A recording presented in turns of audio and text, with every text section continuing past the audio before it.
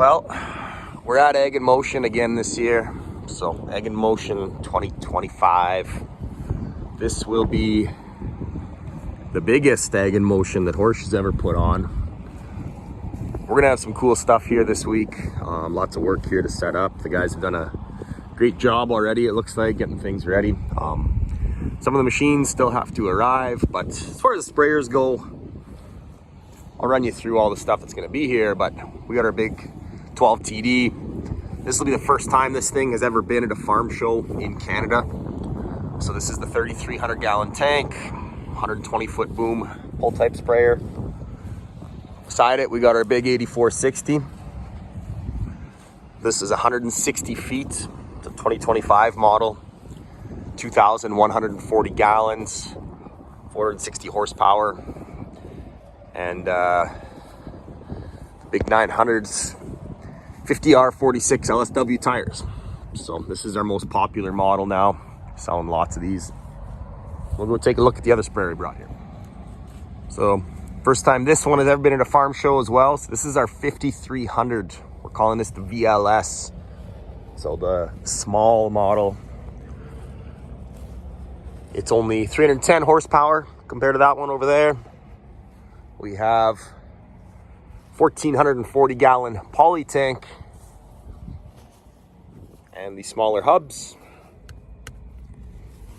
and the smaller tires. It's a 50-inch rim on these ones, but less money, less weight. It's only the 120 boom on this one. More economical version. If you want to spend less money and still have the 3 years of warranty, it still has all the nice features, the boom control, the new cab, all the stuff that makes a Horsch sprayer really nice. This machine will still have. It's just a smaller version of it.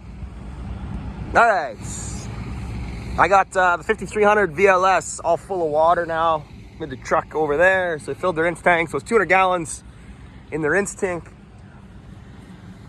1,440 gallons in the main tank. We also have, the big air cart over here getting the back. Shows you the scale of the tires on that thing. The guy's standing beside it, but getting the foam bath.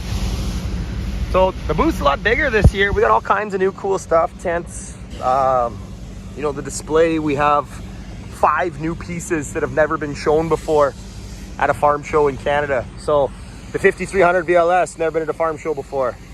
The SW 1500 bushel air cart has never been at a farm show before. And actually, if you count our 160 boom, it'd be 6 pieces. So over here on our 160, it's our 8460 160. So this is our best selling sprayer right now, the big one. This guy beside him here is our 12 TD, 3,330 gallons, 120 feet. This guy's never been in a farm show before. This thing right here, this is an 80-foot Sprinter. The big high flow tires on it. He's never been in a farm show before.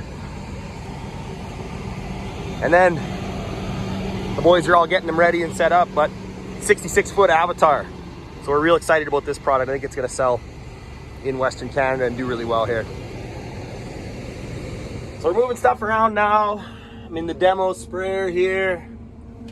Big air cart is getting moved in now. It's kind of the cool part of a farm show is seeing the setup, all the work that goes into this. It's a lot, actually. Getting everything clean is so much work.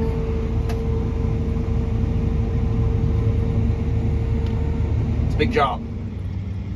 Still working away. Might get rained on. It's just smoke out here. Kind of looks like rain's coming, but it's just forest fire smoke. Here's our big carts.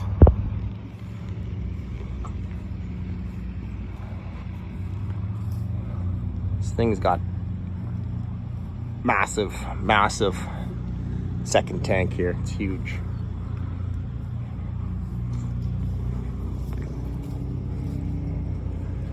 All 3 sprayers back here. Big pull type, baby sprayer, mega sprayer. It's funny, this is our 60-foot Avatar that we've sold a lot of here in Western Canada. And this one over here is making it look small now. You kind of see them together. So 66 feet over here, 60 feet here.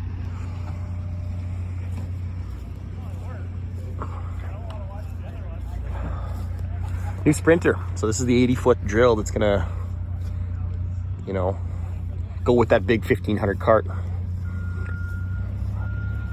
Show you around this sucker.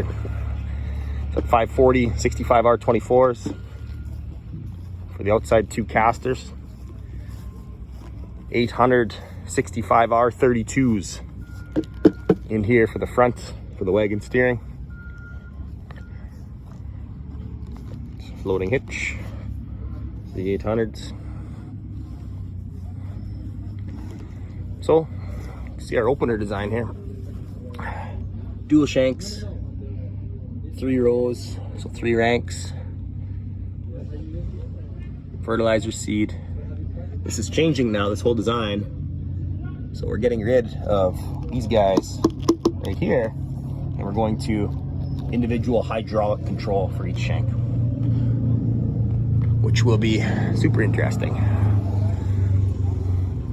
See the kind of interesting here in the front, we got cutters.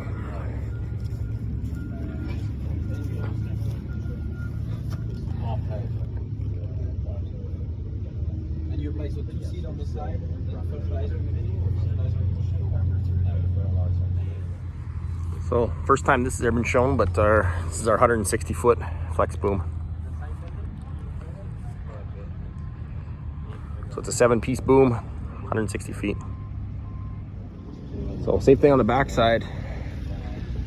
Big tires for the floats, 540 65R 24s here, and the 800 65R 32s on the back end. So floats on the front and back.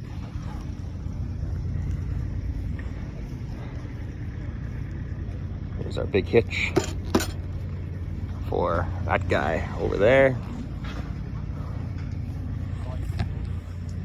So one thing I've noticed about this, very, very neat hosing.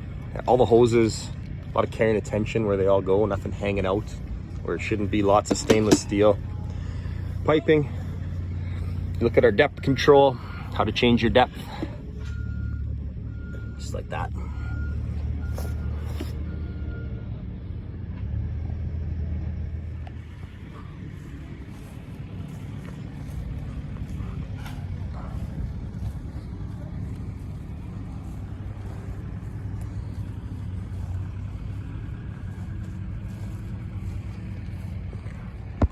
That is a beefy drill.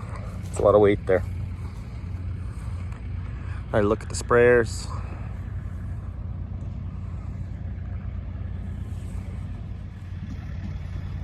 Another look at the big Avatar.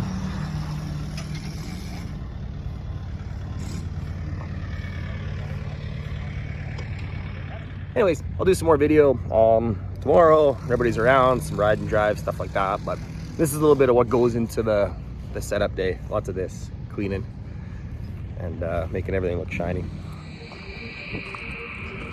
Another smoky day. I'm getting sick of the smoke. But first day of Egg in Motion. I do have to say this is the best booth we've ever had here at Egg in Motion. Our marketing department is doing a fantastic job of getting things set up here.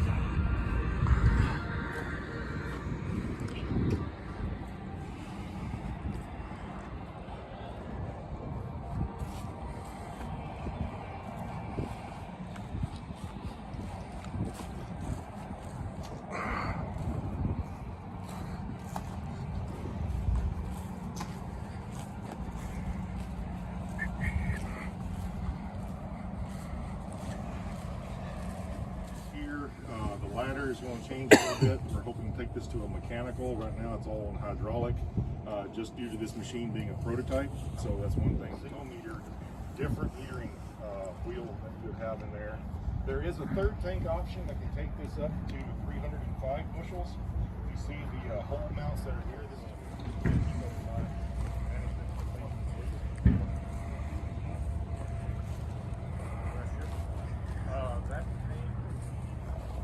Let's go crawl up on this thing, see what's up here. Ooh. Put down my coffee so I don't fall.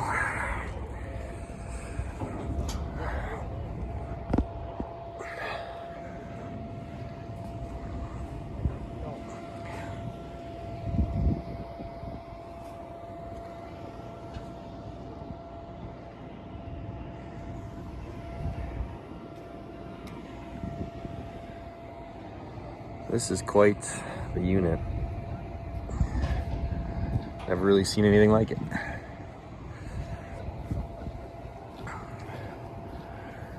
Everybody's learning about all the cedars here.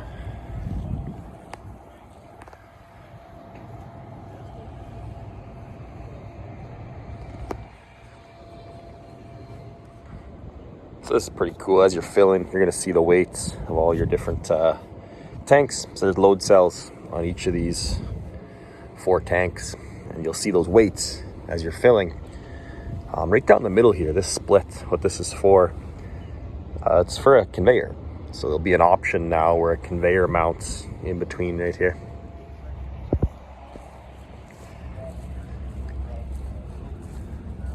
Points here on this conveyor.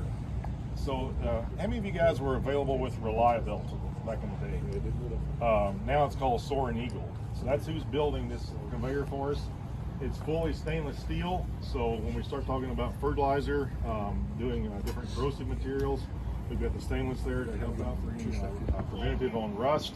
And then if you notice the way that the conveyor is designed, it's more of a tube top conveyor. It's not a flat conveyor. So if you look up here at the front, in comparison to a lot of the other conveyors that you'll see on the market, there's a very slow transition to make that coil inside the conveyor, and also the same out here whenever it's opening up to release out. What Soaring Eagle is telling us right now is this same style and principle of how they're wrapping that belt in there. They call it canola ready. So they're using these conveyors a lot for offloading trucks, for loading canola into bins, loading at elevator sites. It's very, very gentle on canola seed. We still want to do some testing with this, but at the end of the day, by having a conveyor now that's going to be very gentle on canola seed, we're starting to eliminate the need for bag lifts, the need for having to have another loader in the field for loading up bags. So being able to have the conveyor do everything rather than having a bunch of other expensive iron that's on the machine. And you'll see that with a lot of the other manufacturers. And say it's set now for deep banding fertilizer, okay? Now I want to change that over to my seed row. I got to drop this down, pull out these 2 cassettes, turn them around, pray to God that I got the arrows right, put them back in, go out, test, make sure that the machine's doing it right, and let me tell you, you get it right every time. You said that way too easily. Yeah, I know. I had my experiences on that one. So with that being said, we're changing to this manifold setup here.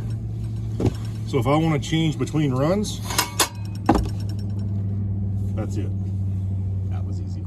That's it. No pulling out cassettes, no kicking stuff or anything. But is this in the middle of the machine? This will be underneath each meter. Okay. Each meter. Oh yeah, okay. Gotcha. So you have your split meter that's going in here. Each one. Together, so you just do one and it moves like a rod and does them all. Please don't start. Alex, Why do you want to complicate something? Alex. Yeah, but you do that 16 times. Can you do that again? Good. Can we please concentrate ourselves back to work? I think the important piece to understand on this side, if you look from the front, you can see if it looks up or if it looks down. You see it? No. So this looks up. Oh. It looks down. Oh, okay. And like this, you can tell. Okay, when it looks down, it goes in this pipe. When it looks up, it goes into the bottom pipe. So in the end, you can look in one view. Oh, you got to do the front and the. Oh, that's nice. So it points which run you're on. Then one important piece to know about this thing. That's cool. This thing will not be welded. It will all be glued, that's all it is. Screwed together, it's very easy to mount, and you don't have any tension because of welding. So in the end, you just...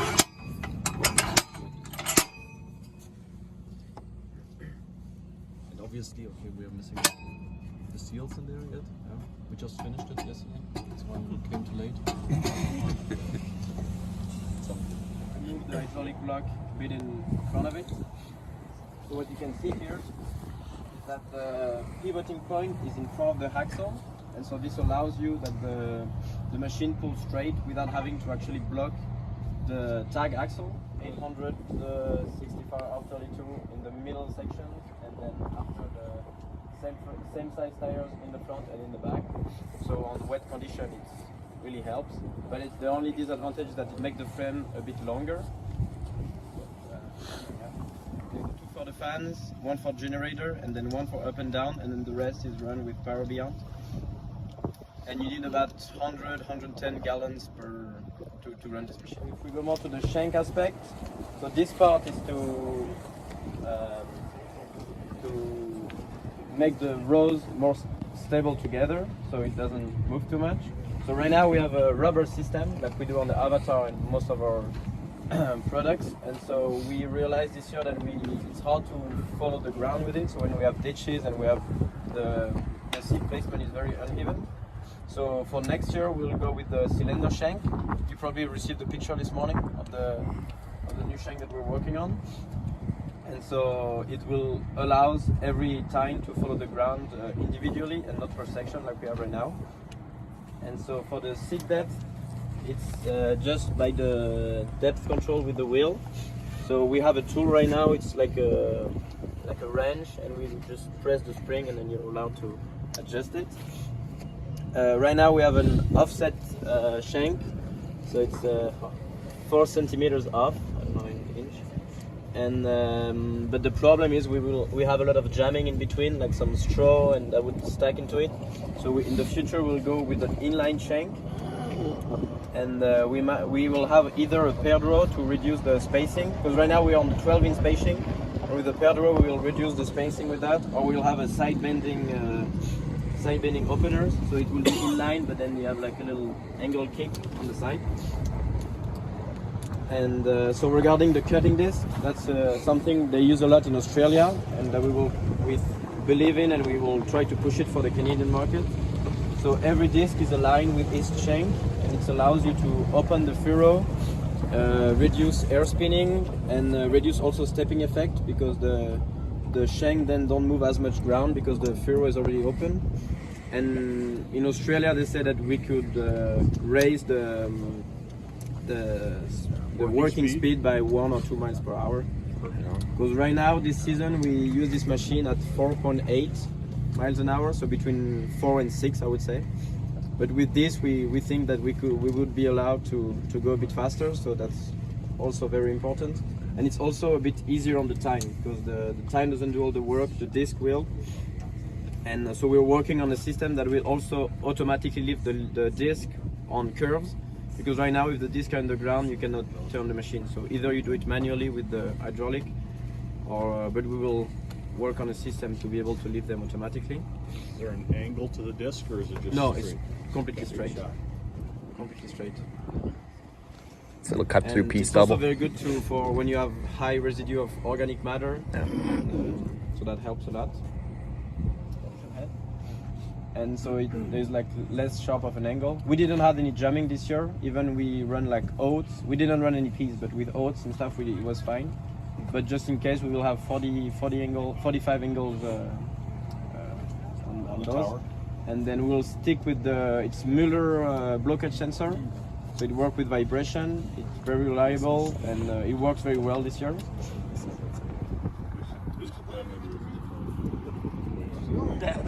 One like I've had. Ready?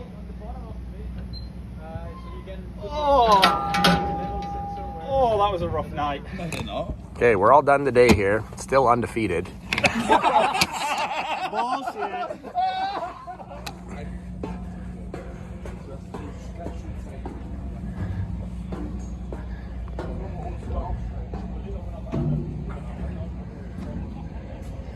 Morning. Day number 2 at Egg in Motion. Very busy day at the booth here last night. We had a barbecue.